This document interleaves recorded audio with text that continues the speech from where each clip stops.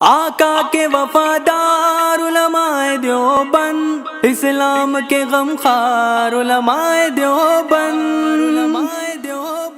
تحفظ دین کا کارواں رواں دواں، علماء کا ساتھ دو آؤ سب کے سب یہاں، علماء کا ساتھ دو آؤ سب کے سب یہاں۔ وکفیٰ وسلام علی عبادہ الذین اصطفیٰ۔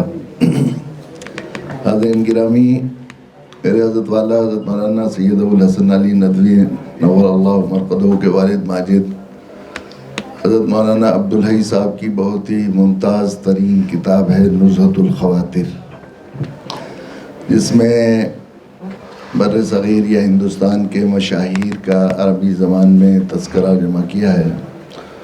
اس کا انگریزی ترجمہ انگلینڈ سے چھپا تھا، تو اس وقت آکسفورڈ کے وائس چانسلر نے اس پر یہ تبصرہ کیا تھا کہ امریکہ اور مغرب میں جو کام اکیڈمی کرتی ہے وہ ہندوستان میں ایک آدمی کرتا ہے۔ مولانا اعجاز، اللہ کے شکر ہے کہ یہ امت کبھی بائیں نہیں ہوئی ہے ان ایک آدمیوں سے۔ بر صغیر میں اکابرین دیوبند کا وہ سلسلہ جو ایک آدمی اکیڈمی کے برابر کام کرتا رہا ہے، علمی شخصیات، اس میں سے ہمارے آج کے دور میں مولانا اعجاز عرفی صاحب بھی ہیں، جنہوں نے ایک اکیڈمی کا کام نہیں کیا اب تک۔ اگر ان کے سارے نمبروں کو جمع کر لیا جائے اور دیکھا جائے تو یقیناً ایک اکیڈمی کا نہیں بلکہ اکیڈمیوں کا کام کر لیا ہے انہوں نے، ماشاءاللہ۔ اتنے بڑے مشاہیر کے پر میں دل کی گہرائی سے ان کو مبارکباد دیتا ہوں۔ اب چونکہ اثر کا وقت تنگ ہو گیا ہے اور موضوع پر باتیں سب آئی گئی ہیں، میرے خیال سے نہ اس کی گنجائش ہے نہ اس کی ضرورت بھی نہیں ہے کہ اس میں کچھ کیا جا سکے۔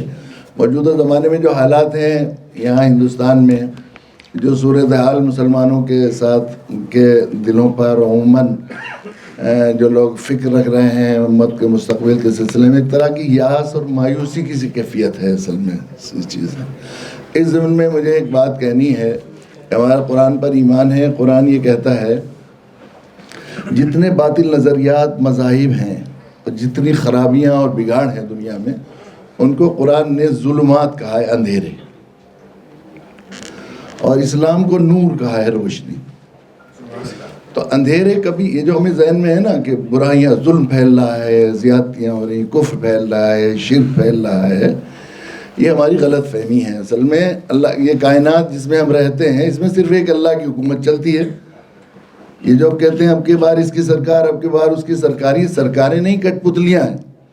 اگر یہ سرکاریں جن کے اترنا جانے سے، چڑھ جانے سے ہم خوش ہو جاتے ہیں یا مایوس ہو جاتے ہیں کہ ہمارے فیور کی یا ہماری مخالفت کی ان کی حکومتیں چلتی، تو ہندوستان ٹائمز میں لاک ڈاؤن سے 2-3 مہینے پہلے ایک رپورٹ آئی تھی کہ دنیا کے ملکوں میں جو لوگ پچھلے 10 سالوں میں فرما روا تھے یا پرائم منسٹر پریزیڈنٹ تھے، پچھلے 10 سال ان کے آباء و اجداد نہیں تھے، ان میں سے 58 پرائم منسٹر اور پریزیڈنٹ جیلوں میں سڑ رہے ہیں۔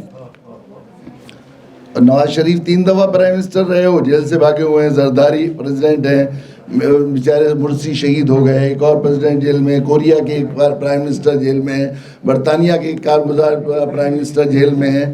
اگر ان کی حکومت چلتی تو کوئی چپراسی بھی جیل میں نہیں جانا چاہتا۔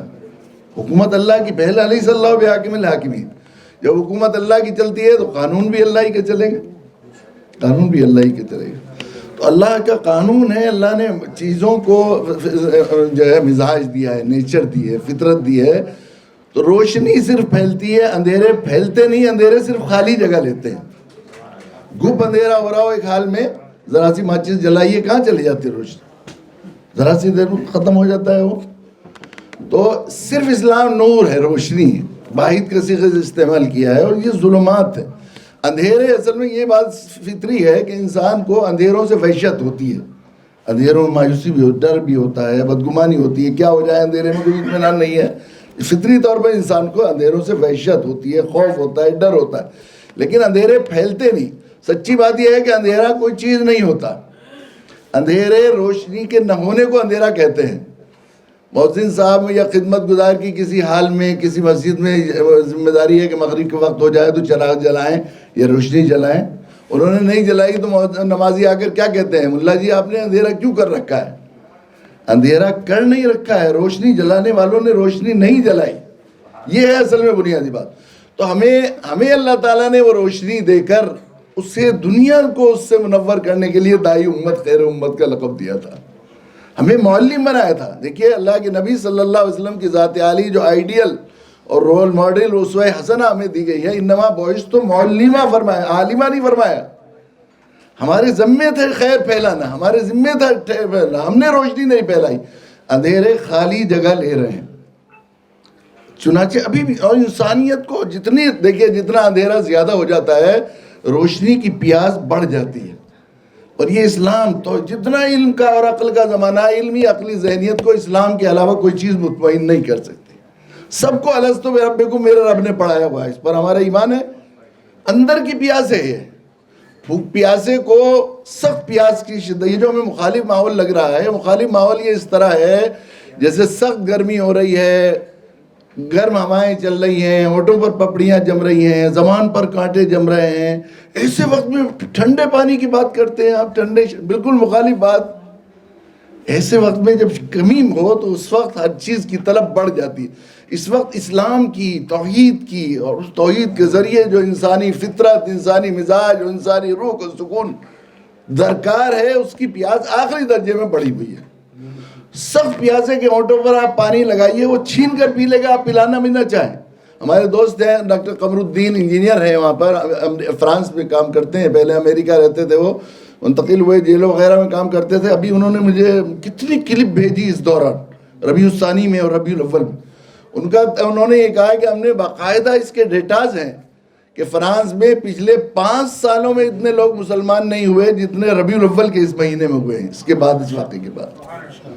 انسانیت پیاسی ہے، ہم نے ذمہ داری ادا نہیں کی، خصوصاً یہ ملک جس میں ہم رہ رہے ہیں۔ ہم نے اصل میں ہمارا ان سے فریق اور جو ہے رفیق کا رشتہ نہیں ہے، دائی مدعو کا رشتہ ہے۔ میرے حضرت فرماتے تھے دائی کی حیثیت طبیب کی اور مدعو کی حیثیت مریض کی ہے۔ طبیب اور مریض کا رشتہ آخری درجے میں سمپیتی اور ہمدردی کا ہے۔ اب اسپتال انسانیت کا المیہ یہ ہے کہ طبیب اپنے مریض سے بدظن ہو گیا ہے، مریض اپنے طبیب سے بدظن ہو گیا ہے۔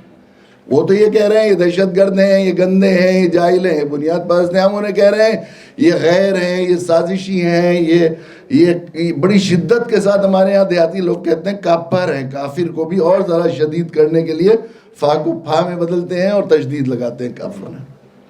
مریض اپنے طبیب سے بدظن ہو جائے کوئی حیرت کی بات نہیں، مریض کی رائے بھی مریض ہوتی ہے۔ مریض شدت درد میں چیختا بھی ہے، چلاتا بھی ہے، ڈرپ نکال کے پھینکتا ہے، انجیکشن توڑتا ہے، الٹی کر دیتا ہے، متلی کر دیتا ہے۔ اور مریض کے گھر والوں کا علاج نہ ہو رہا ہو، ان کا حق ان تک نہ پہنچ رہا ہو تو مریض کا ہیجان، غصہ، احتجاج سب برق۔ لیکن طبیب اپنے مریض کو غیر سمجھنے لگے تو پھر اسپتال نہیں میدان جنگ بن جائے گا۔ تو میدان جنگ ہم نے بنایا ہے، صحیح بات یہ ہے، ہم میدان دعوت میں ہم جانتے جا کے دیکھتے ہیں کتنی پیاسی ہے انسانیت، اور یہ ملک کے لوگ ہمارے کتنے محبت بھرے ہیں لوگ۔ سچے نبی صلی اللہ علیہ وسلم کا ایک ارشاد کہ مجھے ہندوستان کی مٹی سے محبت کی خوشبو آتی ہے، میرے عرب کو آئی یہ ٹھنڈی ہوا جہاں سے، میرا وطن وہی ہے میرا اقبال نے، علامہ اقبال نے۔ لوگ علماء کہتے تھے یہ موضوع حدیث ہے۔ ابھی مدینہ منورہ کے ایک عالم دین نے 17 صفحوں کا ایک مضمون لکھا اس حدیث کی تقریر پر، اور اس کی اسناد نقل کی ہے، کس صحابی سے، کتنی صحابہ سے یہ روایت کی گئی ہے۔ اور میدان دعوت میں جاتے ہیں تو معلوم ہوتا ہے کہ کیسی محبت بھری قوم ہے۔ وقتی طور پر جنون پیدا ہو جانا تو بھائی بھائیوں میں رشتہ ہو جاتا ہے۔ یہ بھی ٹائمز آف انڈیا میں رپورٹ آئی تھی کہ ہندوستان کی عدالتوں میں جتنے مقدمات ہیں، کرمنل کے، سول کے، مال کے جتنے ہیں، ان میں 73% خاندانی رشتہ داروں کے ہوتے ہیں۔ وہ تو بالکل ان کا مذہب بھی ہے، ان کا خون بالکل ملا ہوا ہوتا ہے وقتی، لیکن فطرت بدلنا اور بات ہوتی ہے۔ محبت بھرے لوگ ہیں یہ، یقیناً کیسی محبت کی قدر کرنے والے ہیں، کیسے۔ تو ہمارا رشتہ طبیب کا ہے، ذمہ داری ہماری ہے۔ طبیب کا منصب احتجاج نہیں، علاج ہے۔ ہم نے علاج نہیں کیا، ہم نے ذمہ داری ادا نہیں کی۔ حضرت شاہ اللہ رحمۃ اللہ علیہ حکیم تھے، ان کی تکمیلہ ہندی طب یونانی کی شاہکار تصنیف ہے، اس میں انہوں نے لکھا ہے کہ طبیب اپنے مریض پر درد مندی، خیر خواہی کے جذبے کے ساتھ، اس کے مرض کی فکر کے ساتھ کرتے ہوئے اس پر نگاہ نہیں ڈالے گا، نہ اللہ تعالیٰ مرض کی تشخیص سجائیں گے، نہ مرض کی تجویز۔ تو ہماری ذمہ داری ہے کہ ہم اس ذمہ داری کو ادا کریں۔ ہمیں معلم بنایا تھا، ہمیں اب دائی نہیں بنے گا تو مدعو بنے گا۔ ہم لوگ اس دعوت کو، خیر خواہی کے جذبے کو، معلمیت کی شان کو چھوڑ کر ہمیشہ ہم دفاع میں ہیں۔ جو دوسرے اسلام کا مزاج دفاع کا نہیں ہے، دفاع کا نہیں ہے. روشنی کا مزاج دفاع کا نہیں ہوتا، روشنی کا مزاج اقدام کا ہوتا ہے. Offence is the best defence. جو دوسرے کی ٹیم میں کھیلتا ہے وہ اپنا گول بچاتا ہے، اور جو دوسرے ظاہر ہے ہم دوسری ہمیشہ تحفظاتی ذہن ہے ہمارا، ہم ایسے نہیں ہیں، ہم غلط، ہماری دعوتی کوششیں بھی غلط فہمیاں دور کرنے کی ہے. ضرورت اس بات کی ہے کہ ہم لوگ اسلام کے صحیح مزاج سے مانگو، اور علماء دیوبند، اکابرین دیوبند کی یہ تاریخ کو پڑھیں. کیسے حالات تھے اس زمانے میں جب انہوں نے اقدامی پوزیشن میں اپنے آپ کو رکھا، اور انہوں نے جو ہے اپنے دین، اپنے جو ہے دنیا انسانیت تک حق کی بات کو واضح کرنے اور اعلاء کلمت اللہ کے لیے انہوں نے کارنامے انجام دیے. میں بہت مبارکباد دیتا ہوں اپنے کرم فرما جناب مولانا اعجاز عرفی صاحب کو کہ انہوں نے یہ سلسلہ شروع کیا ہے، اور بھی معلوم ہوا ہے کہ وہ اب اس کے نمبر پہ نمبر ابھی شائع ہوں گے. اس کی ابتدا ہے انشاءاللہ، اور یقیناً ضرور ہوتا ہی رہے گا. اللہ تعالیٰ ان کی اس عمر دراز عطا فرمائے، ان کو صحت و قوت کے ساتھ رکھے، اور اللہ کرے زور شباب. ابھی داڑھی سفید لگ رہی ہے مگر اندر دل اور جذبہ اور جو عزم ہے ان کا بالکل جوانوں سے زیادہ ہے یقیناً. تو اللہ کرے، یہ دعا ہم کریں گے، اللہ کرے زور شباب اور زیادہ. بہت مشکور ہوں کہ انہوں نے مجھے وہ موقع دیا. آخر دعوانا